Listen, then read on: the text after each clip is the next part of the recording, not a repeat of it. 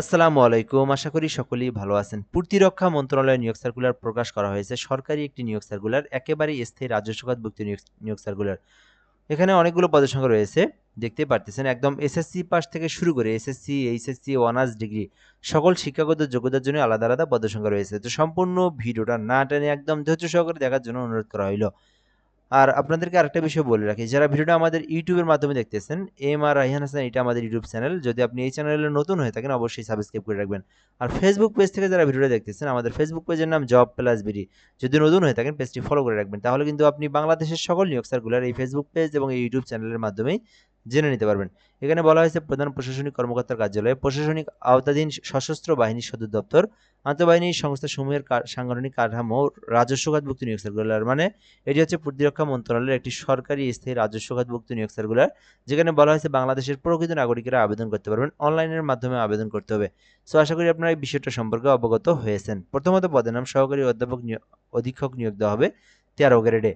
শিক্ষাগত যোগ্যতা চাওয়া হয়েছে স্নাতক অথবা ডিগ্রি। যারা অনার্স পাস করেছেন অথবা যারা ডিগ্রি পাস করেছেন তারা কিন্তু সহকারী অধীক্ষক পদে আবেদন করতে পারবেন। আর এখানে অবশ্যই মাইক্রোসফট অফিস এবং ডাটাবেস সহ কম্পিউটার চালানোর দক্ষতা থাকতে হবে। এছাড়াও রয়েছে সার্টিফিকেট কাম কম্পিউটার অপারেটর, যেখানে 13 গ্রেডে নিয়োগ দেওয়া হয়েছে, একটি পদ রয়েছে।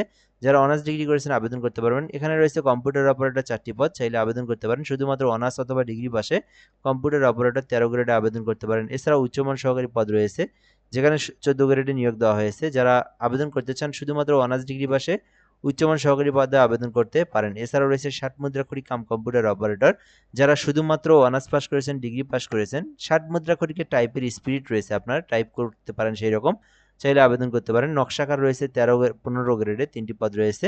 তো শুধুমাত্র উচ্চ মাধ্যমিক যারা পাস করেছেন, মানে ইন্টার পাস করেছেন, তারা কিন্তু নকশাকার পদে আবেদন করতে পারেন। এছাড়াও এখানে দেখবেন ড্রাইভার পদ রয়েছে, শুধুমাত্র এসএসসি পাস করে ড্রাইভারে আবেদন করতে পারেন। এছাড়াও এখানে কম্পিউটার অপারেটর পদ রয়েছে, স্টোরম্যান পদ রয়েছে একটি, যেখানে শুধুমাত্র উচ্চ মাধ্যমিক সার্টিফিকেট মানে এইচএসসি পাশে আবেদন করা যাবে। এছাড়াও এখানে অনেকগুলো পদ দেখতে পারতেছেন। কম্পাউন্ডার রয়েছে, এমসি কম্পোজিটর রয়েছে, এমসি টু রিডার রয়েছে, কাউন্টার ক্লার্ক রয়েছে, তারপরে ট্রেসার রয়েছে। এগুলো সবগুলো নিয়োগ সার্কুলার কিন্তু শুধুমাত্র এইচএসসি পাস মানে ইন্টার পাস করে আবেদন করতে পারবেন। এছাড়াও এখানে দেখবেন বুক বাইন্ডার রয়েছে, ডিসপাস রাইটার রয়েছে, ফটোকপি অপারেটর রয়েছে। এখানে কিন্তু সবগুলো এসএসসি পাশে আবেদন করতে পারবেন। সব থেকে বড় যে নিয়োগ সার্কুলারটা সেটা হচ্ছে অফিস সহায়ক, যেখানে 23টি পদ রয়েছে, শুধুমাত্র মাধ্যমিক স্কুল সার্টিফিকেট যেটা হচ্ছে এসএসসি পাস।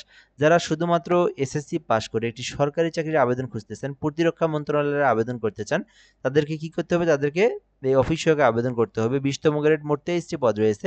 এখানে কোনো আবেদন করতে কম্পিউটারের অভিজ্ঞতার প্রয়োজন নেই, কোনো অভিজ্ঞতার প্রয়োজন নেই, শুধুমাত্র এসএসসি পাস থাকলে আবেদন করতে পারবেন।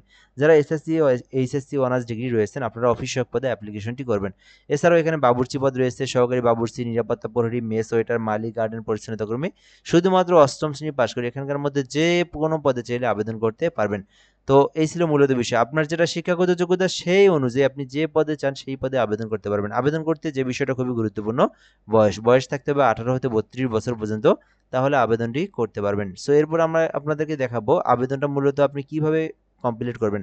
আবেদনটা 15 জুলাই পর্যন্ত চলমান থাকবে। নিজেরা যারা আবেদন করতে পারেন dcdteletalk.com.bd এই লিঙ্ক দেখতে পারতেছেন, এই লিঙ্কে প্রবেশ করে আপনাকে এই আবেদনটি করতে হবে।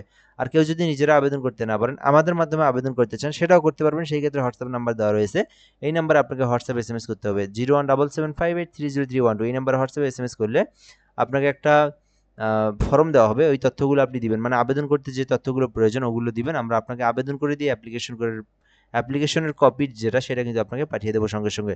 চাইলে যোগাযোগ করতে পারেন আবেদনের জন্য, যে কোনো সরকারি চাকরির আবেদনের জন্য এই নাম্বারে হোয়াটসঅ্যাপে এসএমএস করবেন। আবেদন আপনারা নিজেরা যদি করে থাকেন, সেক্ষেত্রে আবেদনের পর আপনাদেরকে সরকারি ফি জমা দিতে হবে। 1 থেকে 13 নম্বরের মধ্যে আবেদন করলে 112 টাকা, 14 থেকে 24-এর মধ্যে আবেদন করলে 56 টাকা জমা দিবেন। এবং আপনারা অবশ্যই মিনিমাম 10 টাকা বেশি আপনাদের ফোনে রেখে দিবেন। 2টা এসএমএস করতেও কিন্তু আপনারা মিনিমাম 6 থেকে 7 টাকা কেটে নেয়। এরপরের বিষয় হচ্ছে আপনার পেমেন্টটা করার প্রসেসটা। DCD user ID 163 pooled number send করবেন, পিন নাম্বার দিয়ে 163 পোল্ড নাম্বার সেন্ড করলেই পেমেন্ট কিন্তু সম্পূর্ণ হয়ে যাবে।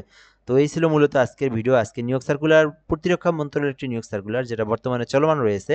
সো চাইলে আবেদনটি করতে পারেন। আর এই নিয়োগ সার্কুলার নিয়ে যদি কোনো কিছু আপনার জানার থাকে কমেন্ট করে বলতে পারেন, রিপ্লাই দিয়ে জানিয়ে দেওয়া হবে ইনশাআল্লাহ। ভালো থাকবেন। আসসালামু আলাইকুম।